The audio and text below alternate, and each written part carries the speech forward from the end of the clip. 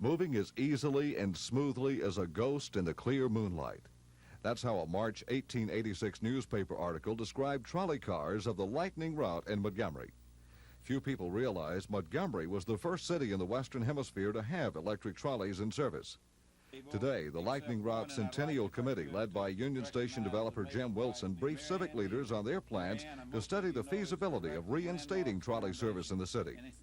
Today's luncheon is a kickoff for the 1986 celebration of Montgomery's police and transportation history. Jim Wilson told the group he would sponsor a concert at the Civic Center during Jubilee Week to help pay for the trolley feasibility study and ask others to join the Centennial Committee and lend support to reinstate the electric trolley as both a means of mass transportation and as a tourist attraction.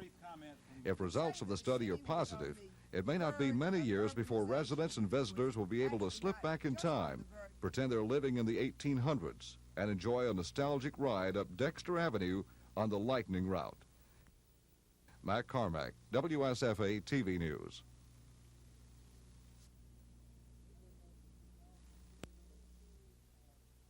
New business, we have before you a series of resolutions which have been prepared by the Rules Committee for your consideration. We believe that this is not a solution. We believe it simply deepens the crisis. As far as we know, the board has never discussed the details of this conference. Now, we can sit back and debate.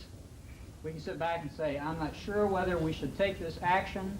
I'm not sure whether my faculty agrees. I think if you're a senator, you have not had any more contact with your faculty by now to talk about and to understand what's involved in these resolutions.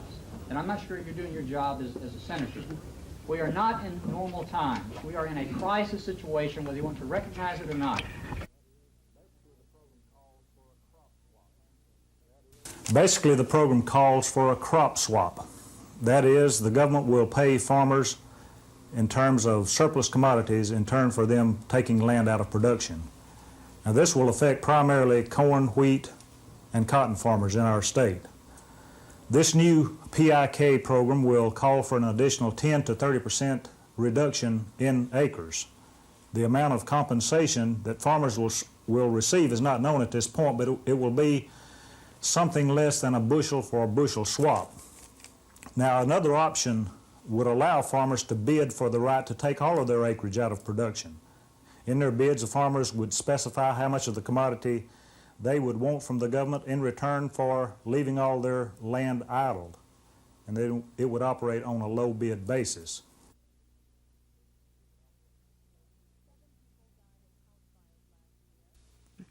Seven people died in house fires last year, 4 more than in 1981. Fires caused an estimated $3 million in damage in 1982. The year before, property loss totaled about $2 million. And damage due to suspected arson-related fires caused more property loss last year than the year before. Those are the primary reasons fire officials hope 1983 will be a better year. So far, the year has gotten off to a good start. We should make the people aware that they themselves are subject to fire in their residence, to make them more safety conscious. I think this is our #1 goal. This should be our plan A. Plan B should always be to extinguish the fire. Reflecting on the fire fatalities last year, Chief Sutherland says 6 of those 7 deaths could have been prevented.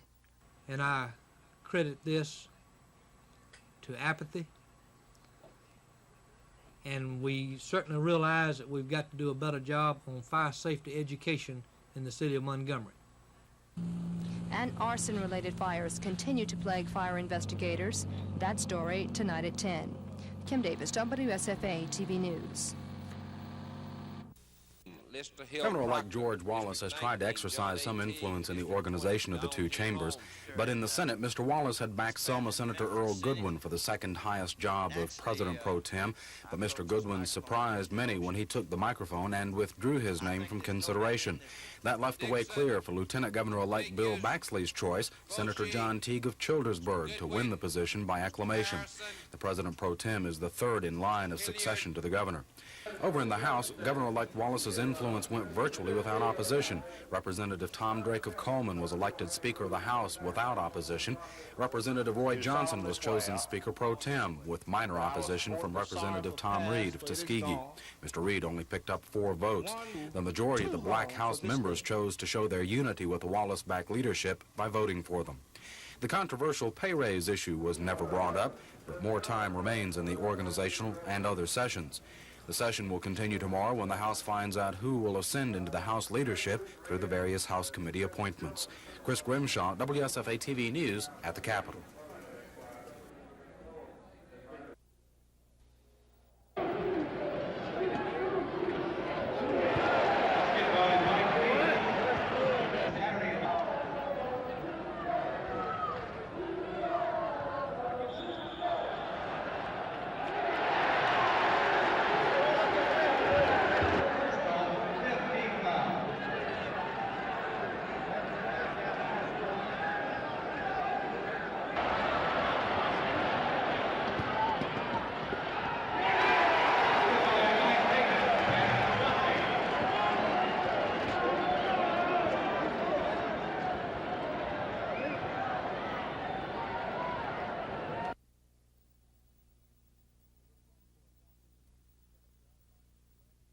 The request for a council committee to set up guidelines for granting liquor licenses came last week. That's when the Delta Marketing Company, operators of 4 Western gas stations and convenience stores in the city, came asking for the right to make package sales of liquor from 3 of their stores. The council okayed one of the requests, but carried over 2 others. And tonight the council took back the one they approved. During the past week, since last Tuesday, I've had many calls that have been very objectionable to this particular license. They don't feel that this would be an asset to the community. After that, the council blocked consideration of the other 2 requests by passing a resolution putting a stop to all liquor license approvals for at least the moment. I'm offering a motion that we freeze the issuance of liquor license to anybody pending the committee report at its various stages on the license from the state. That committee is composed of Councilmen Bill Nunn, Bud Chambers, and Mark Gilmore, and during the next few weeks they'll start considering what guidelines the council should follow in granting all liquor license requests. Tom Foreman, WSFA TV News. General Electric is certainly a tribute to the state and to the community. The project began in early 1980 and remains an integral part of our development program. During this time, we wastewater plant design basis. The treatment process proposed on air and waterfall discharge of General Electric's wastewater with design and care waterfall emissions.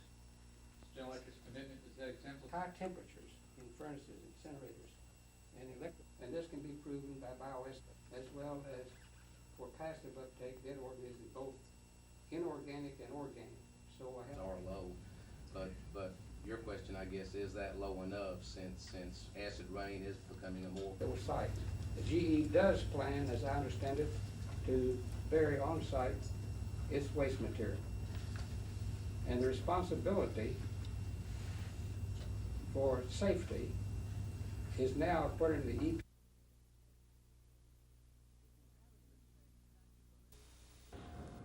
If you haven't been paying taxes on interest from your savings accounts, the government is after you. The American Banking Association is fighting to get the new law repealed, charging that it's unnecessary and costly to the consumer. First Montgomery Bank President William Richardson. It's really funny, Norm. They're after 5% of the tax-paying population, but of that 5%, 75% will receive a tax refund the next year. So the percentage of people that they will catch with this law is so small that it's negligible. The law doesn't provide any funding to pay for the new collections. The cost of this program will be borne by two people. Number one, the saver, obviously, because he's going to be making the government an interest-free loan for a period of time. And number two, by the financial institutions of the country and every corporation who pays dividends by having the administrative problems of having to withhold this money and report it to the government. Bankers also question the way the law affects those who are out of work. An unemployed person probably cannot be exempted from this law even if he's not working right now, because that taxable income figure is based on last year's income tax return. Bankers fighting this law say if it's not repealed, it will turn banking institutions into collection agencies rather than reporting agencies. This is Norman Lumpkin, WSFA TV News reporting. The law does provide some exemptions from the withholding of this 10% on interest and dividends. The only problem is the exemption is not automatic. You must file a statement with your bank or savings and loan institution or the company that's a payer of dividends to you. In the case of a person 65 years or older who has a total tax liability of $1,500 or less per year, or $2,500 in the case of a joint return, they could file an exemption with their payer and be exempted from having this money withheld. If you're under 65 years old and pay total taxes of $600 or less on an individual return or $1,000 or less on a joint return, the same would apply. The major problem with this is that for every account that you have that pays interest, you would have to go to that bank or savings and loan or that corporation that pays you interest or your money market mutual fund or your stockbroker, whoever it is, and file one of these forms certifying that you had tax liability of less than $1,500 for an elderly citizen or less than $600 for the other. So you run into a real privacy problem here, because to get exempt from the law, a person is going to have to go around and tell his bank teller or his stockbroker, who may be his friend or neighbor, what his income, how much he paid last year. This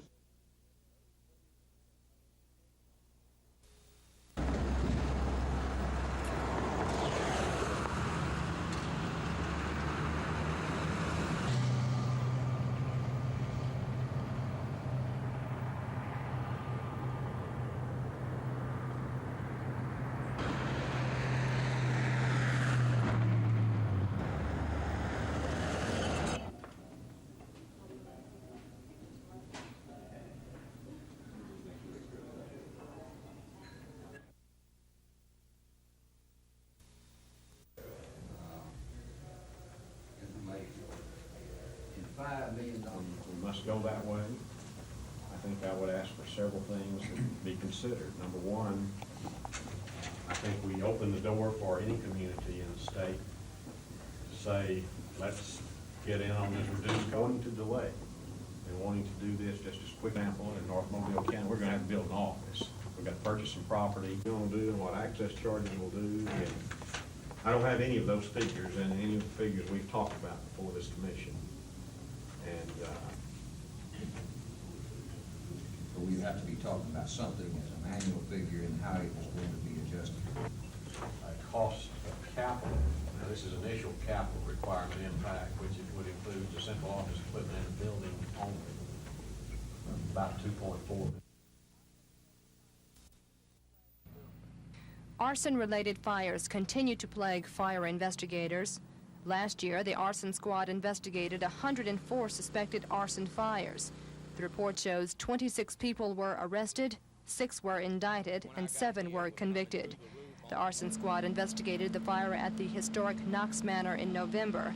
No one has been arrested in that blaze, but fire investigators say they have good leads and hope to make an arrest in the future.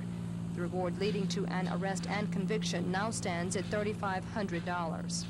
I believe this, if we can be successful in bringing people to trial and getting a conviction for arson, this, I believe, is one of the greatest deterrents of people being involved in arson.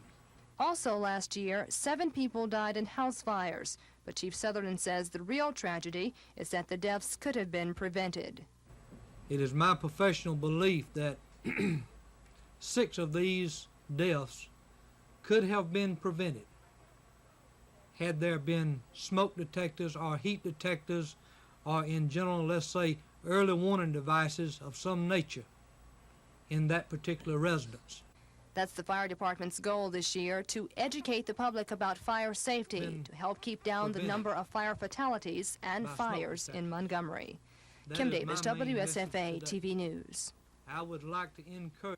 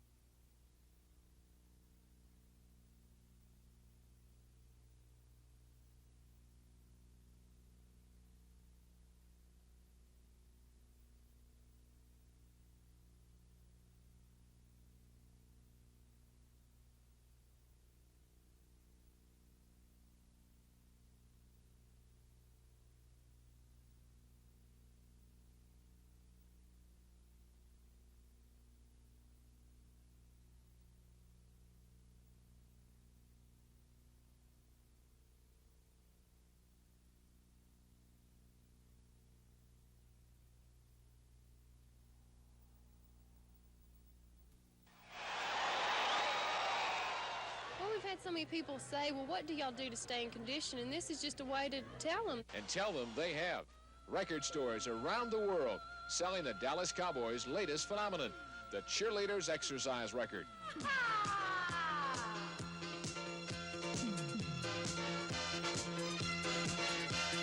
You know, the fitness thing is so big right now that it was just a good time for the album, and people are so interested in our routines and what we do that it just kind of all tied together. The gist is just to have fun.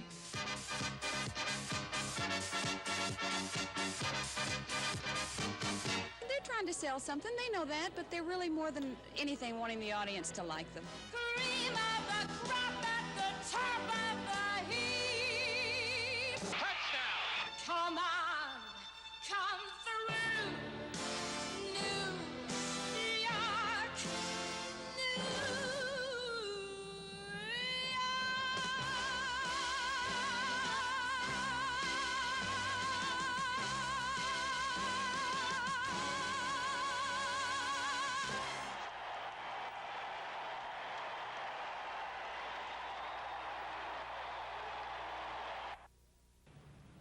We're all aware that a certain amount of Roberto Duran fans gave up on the Panama Boxer after the incident with Sugar Ray Leonard with cramps. Well, not everybody has given up on Duran. Come into the Main Street Gym and I'll show you what I mean.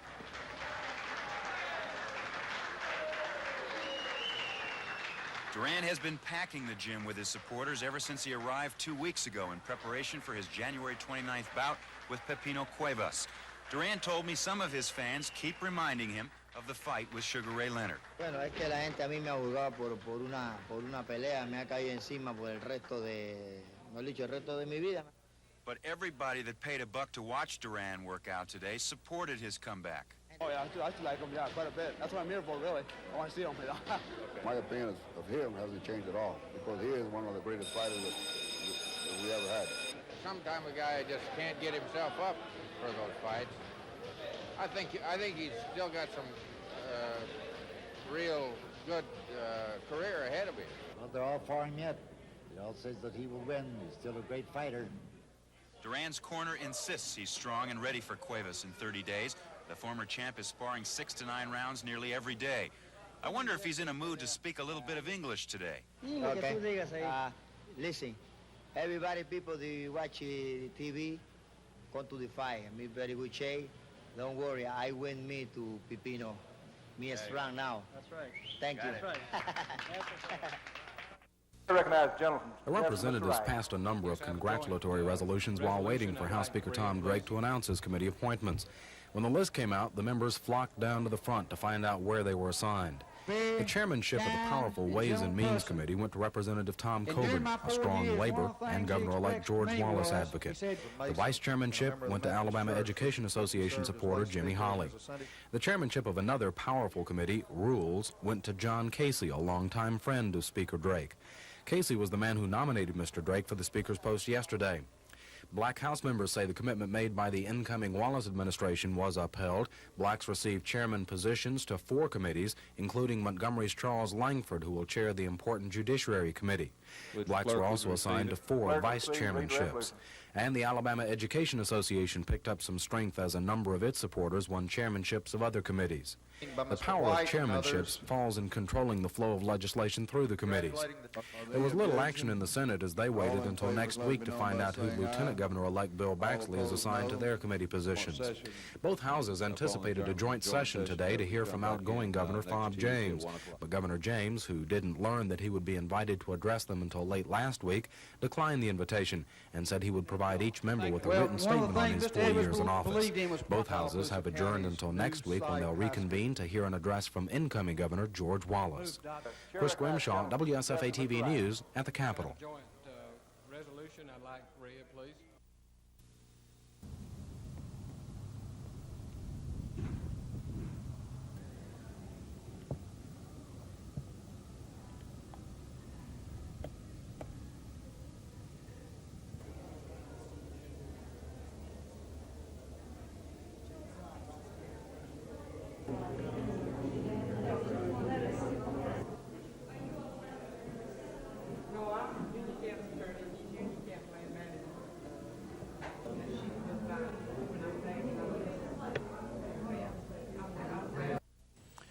You have also indicated on a number of times that you found and to use your words, a moss-backed, ugly, mean bureaucracy that was filled with nepotism, cronyism, and buddyism when you came into office, which is an insinuation that a lot of that occurred during the Wallace administrations. Are you in any fear that during the upcoming Wallace administration a lot of that will return?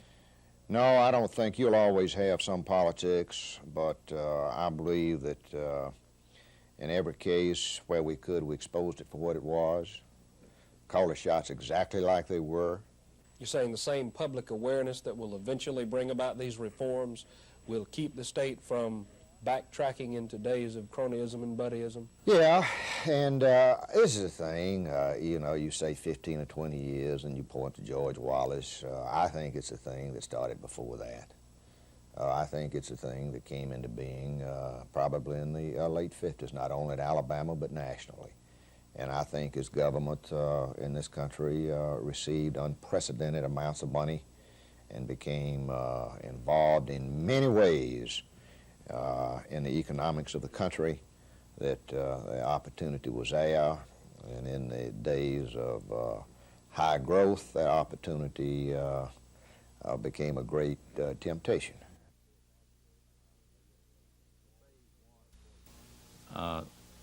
The phase one, of course, of the work, just to reiterate, is this walk-through phase, and out of this will be developed a program guide by Harmon Engineering and Testing. And this program guide will set forth the sampling procedure, the quality control procedures, the analytical procedures. All of this will be set forth in the document that will be developed in phase one. Phase two, of course, will be the actual sampling, analysis, and evaluation of the results.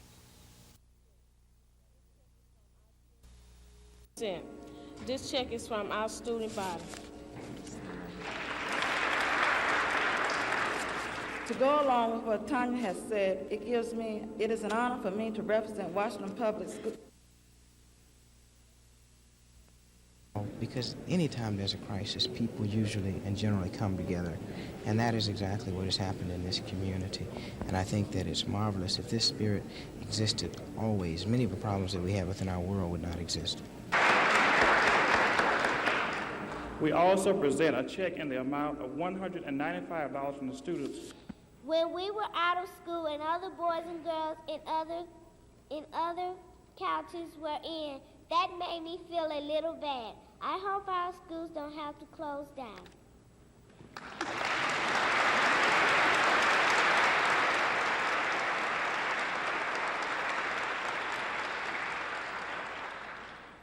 Hi. Our primary goal is public safety, and each entity of the criminal justice system has developed its own objectives for attaining these goals.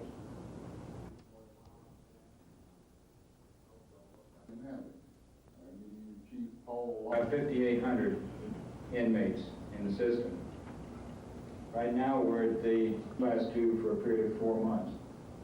The reason why we looked at the Class 2 there is that the law says in concurrent cases that there's one base case, and they're all the same date. And Labriska, would y'all stand? They have elected a person from the people upon completion of all qualifying requirements with the Federal Election Commission. We shall be a candidate for the President of the United States in the Democrat Party in 1984.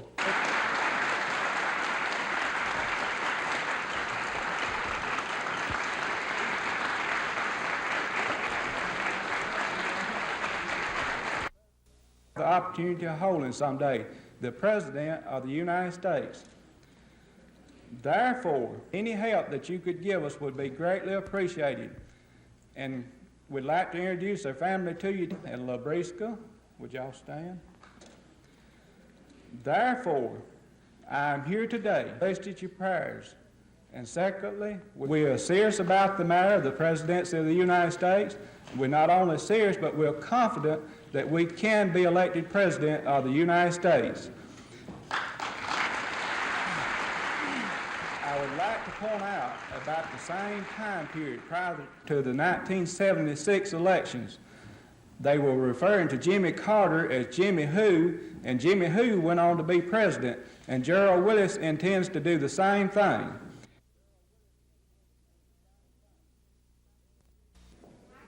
The name and date scratched into this window shows you just how old this house really is. Ella Montgomery left her calling card in 1885, almost 60 years after her father built their home with material shipped from England. History buffs like Buena Vista because it says something about the old southern plantation days, and those with a knowledge of architecture consider it a prime example of the federal period. It is the only building in Autauga County that's listed on the National Registry of Historic Places. But the best feature is that it's available now to all of us to use and enjoy and appreciate. Carol Jones of the Heritage Association says Union Camp has given Autauga County some of its history. I've lived here in this area all of my life and had never been in this house until recently.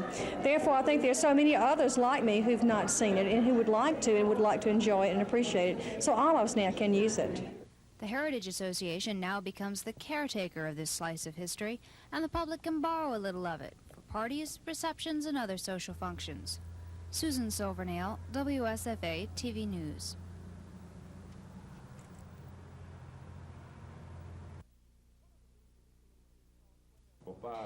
One of the reasons Police Chief Charles Swindoll doesn't like the good time law is because it's his job to lock up criminals. As law enforcement officers, the ones that put them there for the crime and the family that prosecuted them because they lost a loved one or their whole household goods is concerned that they are not serving their length of time as specified by the jury that sent them there. And it's District Attorney Jimmy Evans' job to prosecute offenders. Does there exist an in-house policy of notification to victims on when prisoners escape? No. Generally, no. And the victims of crime don't like the laws because they believe if a person commits a crime, is convicted and sentenced, he should serve his time and be considered for parole by a parole board. But despite the opposition, Department of Corrections spokesman Thomas Gilson says the good time law is a reward system for inmates serving time on good behavior while preparing them to go back into the community. He says the laws are an incentive for inmates to abide by the rules while in prison. But Chief Swindoll doesn't think so. We've got about 4 good time laws and all this, which in my opinion is not to rehabilitate the man, it's to vacate the prison system, because they don't have room for the ones we're holding in the city and county jail. Not because they're rehabilitating the prison. They don't get ready to be rehabilitated until you catch them. Kim Davis, WSFA TV News. Alabama's prisons are overcrowded. By 1990, the prison population is expected to be 114,000.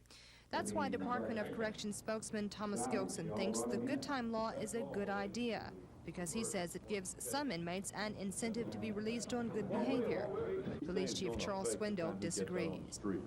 most of the time, the family, the victim's family calls me and says, that fellow we sent up last month for 5 years was back in town this weekend. That's what we're confronted with. And so does District Attorney Jimmy Evans. Does there exist an in-house policy of notification to victims on when prisoners escape? No.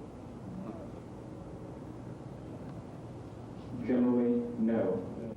And the victims feel if a person is found guilty and sentenced, he should serve his time until considered for parole.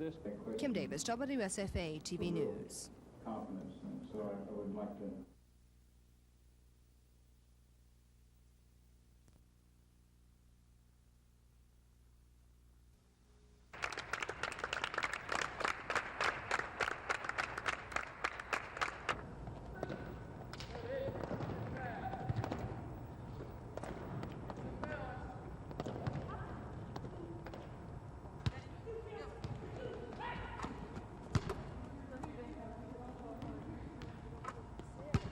Winning the Clemson tournament really doesn't mean anything other than more than playing good basketball for 2 ball games. What we're pinpointing now is our SEC ball games, and trying to get national recognition for the tournament. But other than playing a normal ball game against a non-conference opponent, that's all it is to us right now. And you follow that tournament with Ole Miss, which is a big game, huh? That is more important to us. In the coaching staff's minds, watching films, we've been studying Ole Miss rather than talking about Stephen F. Austin and Clemson. That's more important to us right now. Discuss some of our opportunities in Farmers Home Administration is the fact that Farmers Home Administration does not provide credit if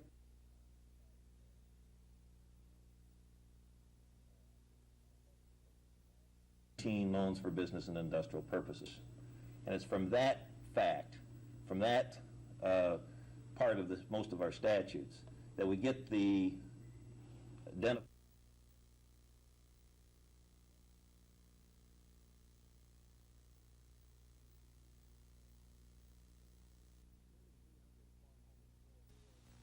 Nearly 300 farm home employees are attending the 3-day meeting at Lake Point State Park to be updated on programs being offered by the administration. Earlier this afternoon, Mr. Schuman met in a private session with Albert McDonald, Alabama's newly elected Commissioner of Agriculture.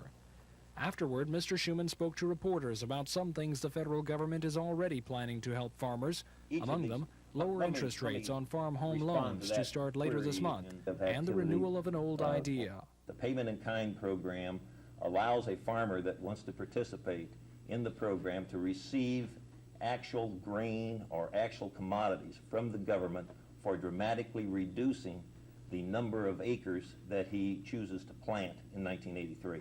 Mr. Schuman says that should help farmers by creating uncertainty in the market. And uncertainty, from my experience, means higher prices. And that should decrease farmers' needs for financial aid. For now, Mr. Schuman says the Farmers Home Administration is taking into account the hard times farmers are facing and trying to avoid foreclosures on loans wherever possible. He says last year, of 270,000 farms receiving financial help, only 844 suffered foreclosure. Tom Foreman, WSFA TV News at Lake Point State Park.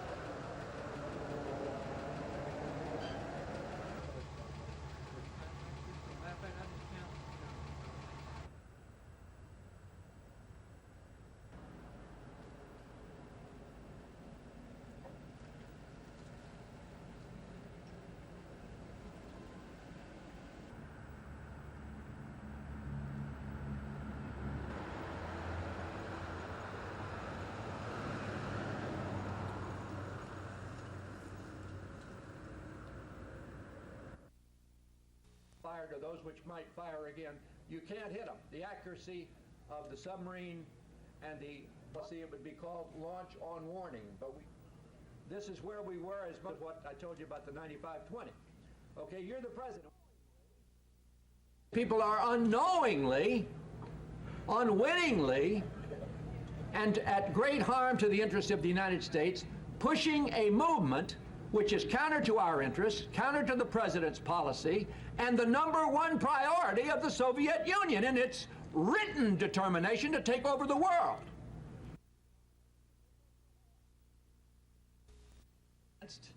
Doing something about the level of nuclear weaponry in the United States and in the Soviet Union, and I'm going to tell you, go to that damn place, and I did it just like I said I was going to do. I tried to act as you're going to be asked to. This one last iteration, this one last time that the United States pulls from itself the resolve. The #1 active measures campaign of the KGB is just that, to push the preparations for those referendums which were just held in a number of states, and to push in Western Europe the whole idea that nuclear war is bad for your children's health, so do away with your weapons. That appeals to a lot of people. It's appealing to a great many people in the United States. Alabama looked strong early. Sophomore center Bobby Lee Hurt with a tough shot in traffic as the Tide opened a 3-point lead. Then it's Enos Watley lobbing it in to Cliff Wyndham, 2 of his 12 points, and Alabama led by 7. Then Vanderbilt turned the tables. Led by sophomore guard Phil Cox, the Commodores go on a tear, outscoring Alabama 21-4 over the next few minutes for a 27-17 lead. It was 41-32 Vandy at the half. Vanderbilt threatened to make a laugher out of it in the second stanza. Ted Young bangs it home as Vandy goes up by 23 points. The Tide staged a comeback. Bobby Lee Hurt took care of the inside, while Eric Richardson did it from the outside, bombing in 24 points. Bama came up short, though. Deadeye Phil Cox was 12 of 12 from the free throw line, and the basket at the buzzer was only a consolation as Vanderbilt upset Alabama at home 81-79. The 10th-ranked Tide is now in the SEC cellar at 1-3.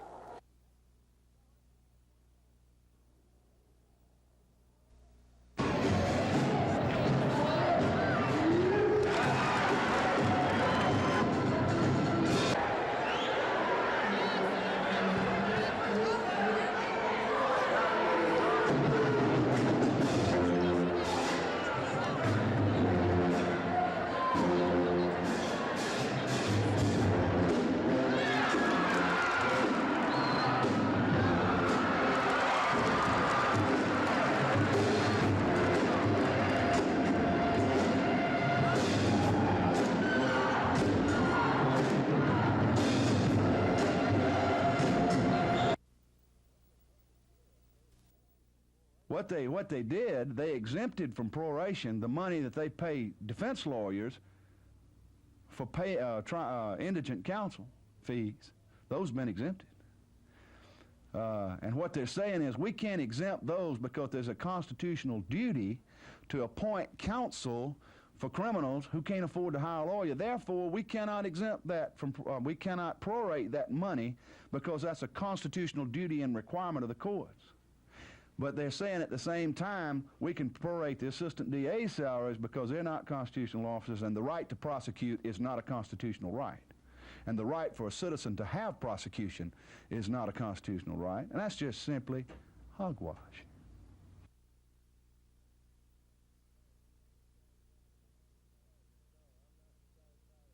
State. No, I'm not satisfied at all. We've offered another plan that we feel should be accepted by the court. We feel like we have grounds for appeal, and I'm not going to make that decision right now, but if I had to, I would say that we're going to appeal it, and we won one before, and hopefully we'll win this one because it's not in the best interest of the people of Alabama. We hope that this agreement will take matters out of court which have periodically been brought to court, and that there'll be, if there are problems, they'll be solved in that context rather than in an adversary hearing in the court. We at this point, Mr. Carroll, disclose details of the settlement. The settlement basically puts together a 4-member committee to assist the Department of Corrections, the governor, and the court in getting the state in compliance with applicable orders of the court. And it's our hope, again, that that is going to happen in a very short period of time, that the state will come in compliance and that the state will get out from under the orders.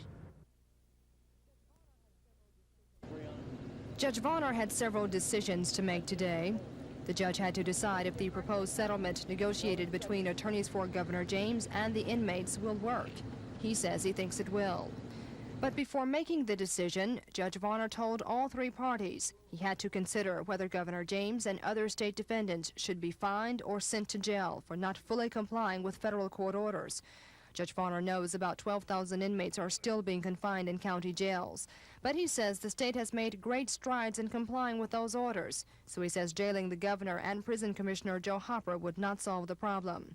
Judge Varner says the agreement is in the best interest of the prison system and that pleased attorneys for the governor and state prisoners. And we certainly hope, I know I speak for John Carroll when I say this, that this committee will work well with the new governor and with the new commissioner, and we hope that the kind of cooperation that develops will make continued court hearings unnecessary and end this long prison litigation. But Attorney General Charles Graddick wasn't happy with the judge's ruling, nor his decision against accepting Mr. Graddick's alternative plan to end the 10-year-old prison suit. We feel like we have grounds for appeal, and I'm not going to make that decision right now, but if I had to, I would say that we're going to appeal it, and we won one before, and hopefully we'll win this one because it's not in the best interest of the people of Alabama. And attorneys representing Governor-elect George Wallace, who takes over the prison system next week, say they're not totally pleased either. We are very displeased with the court's ruling in that it adopted the settlement which we had no input in and which we have several reservations about. We're pleased that there is progress being made in the case. Judge Varner's ruling means a four-man team will begin monitoring the prisons within the next few weeks. Kim Davis, WSFA TV News at the Federal Courthouse. We meet every criteria that the Finance Department set for exemptions from proration. We are constitutional officers under the Constitution of Alabama. We have constitutional duties to perform in the prosecution of crimes, and to deny that the district attorneys of this state are not constitutional officers, and to deny that they're not performing constitutional duties, and to allow them to be prorated to the point that they have to lay off employees creates chaos and havoc in the court system. And I want the people of this county and this state to know what shape the district attorney's office is here. Now, we've had meetings, and I've literally on my hands and knees begged those people in the finance office to remove us from proration. Constitutional officers for 4 years, but it again is another record-setting event in as much as this is the first time anyone's ever been elected. The Richard Beard Building out by the Garrett Coliseum. We did not have a Democratic office in Montgomery at any other inaugural event. This is the only time we've ever had an office. And quite frankly, we probably never had an office here if the Republicans possibly special seats on bleachers. And this would be true of those who supported Governor James. But Governor Wallace has insisted from the very beginning that the people of Alabama will not spend any money on this inauguration. And he's held to it, and there have been no invitations printed.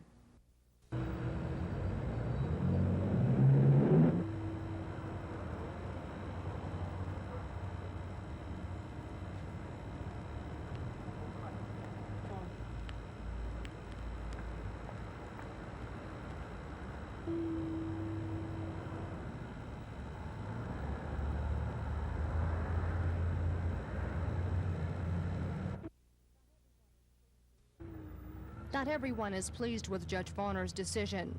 Attorney General Charles Graddick doesn't like it because he says it's not in the best interest of the state. He submitted an alternative plan to end the prison suit, but Judge Varner didn't accept it, and now Mr. Graddick is thinking about appealing the judge's ruling. I'm not going to make that decision right now, but if I had to, I would say that we're going to appeal it, and we won one before, and hopefully we'll win this one because it's not in the best interest of the people of Alabama. And incoming Governor-elect George Wallace's attorney likes some, but not all of the proposed agreement. Ken Wallace says he doesn't like all of the ruling because he wasn't consulted during the initial negotiations, but says he's pleased that the prison suit is coming to an end. We're pleased that there is progress being made in the case. We have a court order now, and we have a procedure which we intend to work with as fully and completely as possible to continue the improvements of the prison system. During today's hearing, Judge Varner was also supposed to rule on whether Mr. Graddick should be dismissed as a defendant. Though he said he doubted the Attorney General as a party in the case, the judge decided not to dismiss him. And Judge Varner accepted the governor's resignation as receiver of the state's prisons, even though he says he didn't have the authority to discharge Governor James. Judge Varner says the negotiated settlement between the state and attorneys for the inmates is in the best interest of the prison system. Kim Davis, WSFA TV News at the federal courthouse. Court hearings are necessary. Since the early 50s, America's had the technology to create uncontrolled nuclear fusion. But for the past 30 years, scientists have been unable to fully harness the power of the hydrogen bomb. Normally, when we think of nuclear energy, we think in terms of nuclear fission, where atoms are split, releasing energy in highly radioactive byproducts. But in nuclear fusion, the nuclei of hydrogen atoms are forced together, forming energy, helium, and easily disposable radioactive materials. It's not hard to force atoms together, but controlling the reaction to produce energy in a slow, non-explosive way is very difficult. To combine hydrogen atoms, they have to be superheated to 100 million degrees centigrade, or 7 times the temperature of the interior of the sun. During the heating process, the hydrogen atoms exist in a state known as plasma. The only way to contain the superheated atoms is in a magnetic field until the conditions are right for them to combine or fuse together. Dr. Swanson is in the process of completing work on a magnetic confinement device known as a torsatron. The torsatron is a scaled-down version of what a second-generation nuclear fusion reactor might look like. Dr. Swanson and other Auburn researchers will conduct experiments in a relatively new way of heating hydrogen atoms with radio waves. The torsatron will allow Auburn scientists to work and refine the heating process of hydrogen atoms without the expense of building a fusion reactor.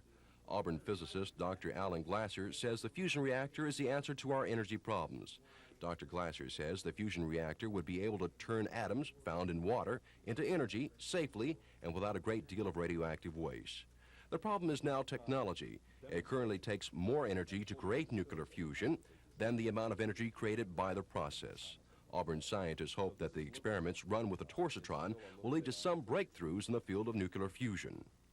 Dr. Swanson says the final construction phase of the torsatron should be completed in about a month, and perhaps some initial experimental testing can be done by this summer.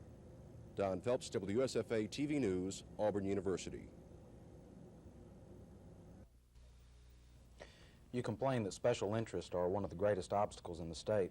Have you been able to combat that special interest problem? The only way you can do it is to take the case to the people. Now, when you say special interest, Chris, all of us are part of some special interest. A special interest is a Chamber of Commerce, Alabama Bankers Association, Farm Bureau, the AEA, Organized Labor, and it goes on and on and on and on. And they're all good people. They're all segments of Alabama. But I think the great test of someone in public office at the state level is to steer a path that's clearly in the public interest. So I come away from office with a range of so-called special interests, all parts of the Alabama family. On some things, things that what they are liking, they supported. Things that cut cross grain, they didn't. So, to me, the job of governor, the office of governor, has got to stand in the gap and protect the public interest.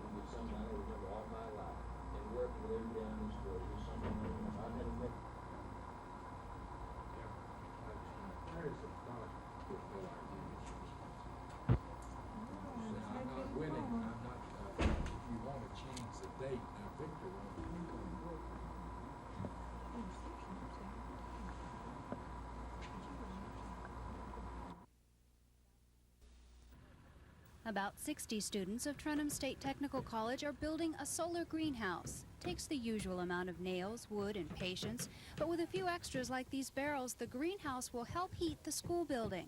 Reverend Dorsey Walker is directing the project for the Alabama Department of Energy. Well, we think in terms of what's happening with the whole energy picture, that if we are going to survive and maintain the quality of life that we would like, quality of living, then it's going to be necessary to look to some sources other than the fossil fuels.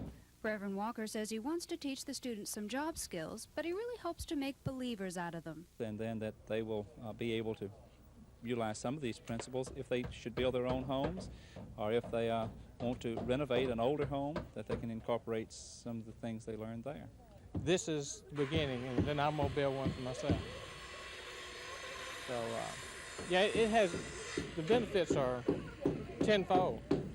I might try to put a greenhouse on the side of my house, because it heats your home up, and it saves gas. And so since it saves gas, I need to save on my gas bill too. And after watching the students work, at least one college official is keen on the idea of extending the greenhouse along the rest of the building. Reverend Walker says that would knock off about 1/3 of the normal cost of heating. Susan Silvernail, WSFA TV News. Part of the shakeup of the Hornets lineup involved Montgomery's Elgin Bowen. The senior guard drew his first career starting assignment and responded with 20 points. He hits there on the 18-foot jumper to open the game. Sophomore Douglas George also drew his first start. He chipped in 8-2 there on the tip-in with the foul. Leading the way for ASU, as is usually the case, was guard Lewis Jackson. He led the Hornets with 24-2 there with the jumper in the lane as Alabama State rolled on to their 10th win of the year. This afternoon, the Hornets were busy forgetting about Bethune-Cookman and getting ready for Saturday's SWAC Conference showdown against Alcorn State. Coach James Oliver told me that the lineup changes worked well last night and will stay in effect indefinitely. Well, Rich, we got some people in that play with a lot more intensity than the people that we had in the last 3 ball games that were starting. And I think, you know, having new people in the lineup like Elgin Bowman and Douglas George really made a big difference in the intensity level that we went on the court with. I think motivation has to be over a long period of time, and it's up to those kids to work their way back into the lineup. Bama State entertains Alcorn State Saturday night. Tip-off from Dunn Arena is 7:30. Rick Pons, WSFA TV Sports. The staff of Lieutenant Governor George McMillan's office spent the morning packing up records and personal belongings in preparation for the change of Senate leadership. Mr. McMillan held what he called his only news conference as Lieutenant Governor to talk about the past 4 years and what might happen in the future. He says he believed the Senate made great strides in the last 4 years and did a lot to change the do-nothing image of the state legislature. The Lieutenant Governor says the number of committees was reduced, filibusters were curbed, and the consent calendar was created. As for the immediate future, Mr. McMillan made one thing very clear. I am not a candidate for anything. I certainly don't plan to disband my political organization. We've got a lot of good people who share similar hopes and aspirations for this state. We intend to remain together, and we intend to expand our number. And when the time is right, we intend to be involved in state government once again. Lieutenant Governor McMillan praised the Senate staff as well as his personal office staff for the long hours they devoted to their jobs. Mr. McMillan says next week he expects to be back at work full-time with his law partners in Birmingham. Dennis Latham, WSFA TV News at the Capitol.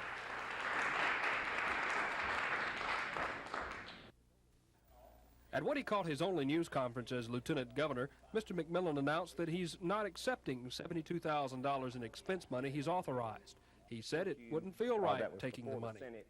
Just because he's leaving office now doesn't mean an end to the McMillan political organization.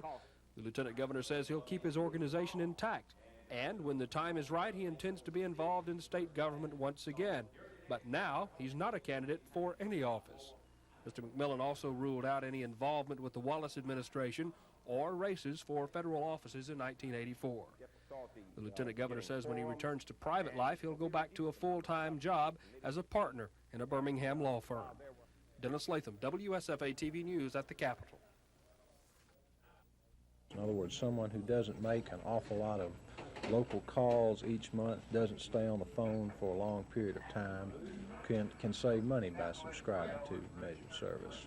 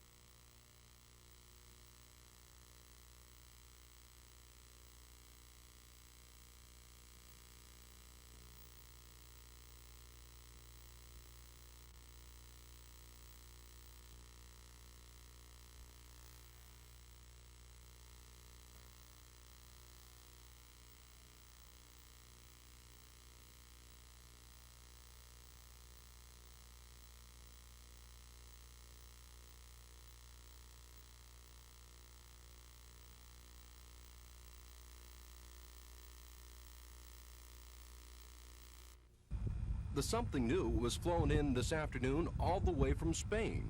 It's not easily overlooked, but it takes a sharp eye to find it. If you're familiar with the National Guard unit, you know they fly F-4 reconnaissance jets. This is an F-4, but it's different. It's a fighter.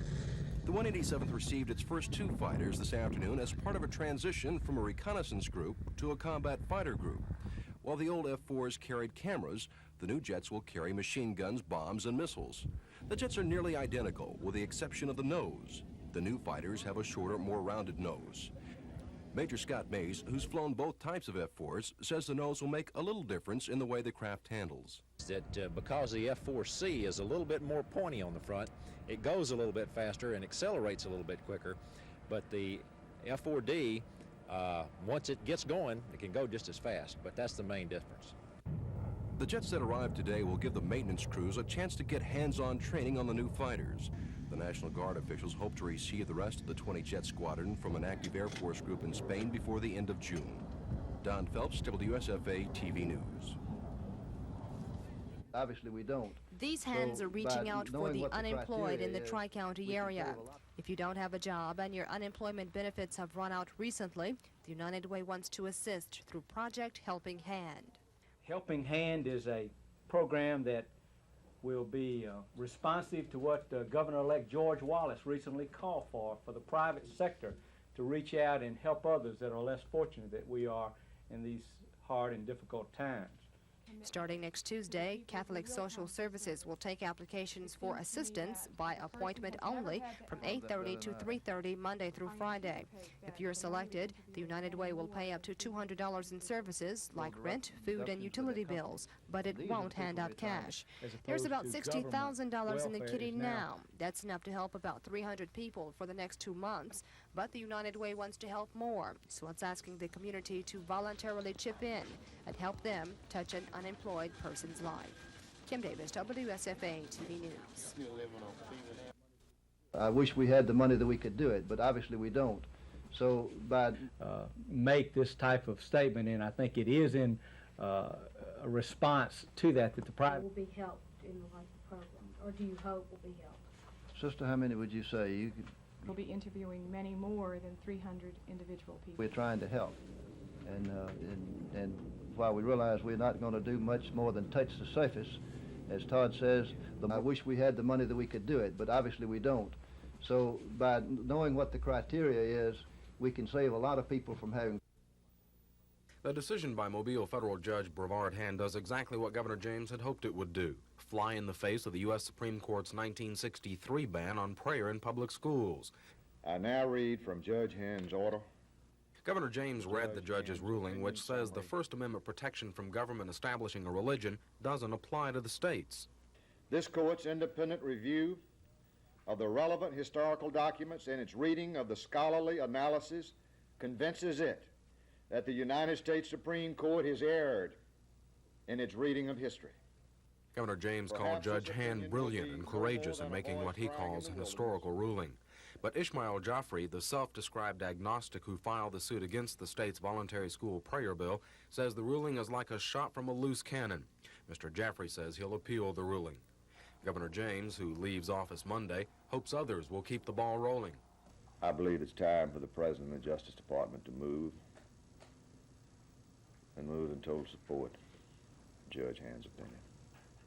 The door still hasn't been slammed shut on the case. Judge Hand's order could be overturned in the federal appeals process, and the possibility exists for a challenge of the laws in the state court.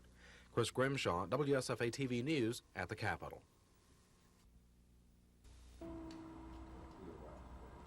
Governor James says the ruling by Judge Brevard Hand was perhaps the most significant moment of his administration. Judge Hand, brilliant, courageous, and right on target. The stage is set. So, I guess you might say I'm a little bit surprised, but I'm a happy man. Governor James read from Judge Hand's ruling, which challenges the U.S. Supreme Court's 1963 ban on prayer in public schools. Whether the judiciary inadvertently or eagerly walked into this trap is not for discussion. The result is that the judiciary has in fact amended the Constitution to the consternation of the Republic, because the Establishment Clause of the First Amendment to the United States Constitution does not prohibit the state from establishing a religion. The prayers offered by the teachers in this case are not unconstitutional. Governor James leaves office Monday saying he has an important historical event under his belt, a decision he hopes will change the tide of the judiciary. A courageous and brilliant judge, brevard hand, has breathed new life into the Constitution of these United States. But Governor James I says now now is read an from opportune Judge time Hand's for order. President Reagan and the U.S. Justice Department to pursue the ruling. Chris Grimshaw, WSFA TV News at the Capitol.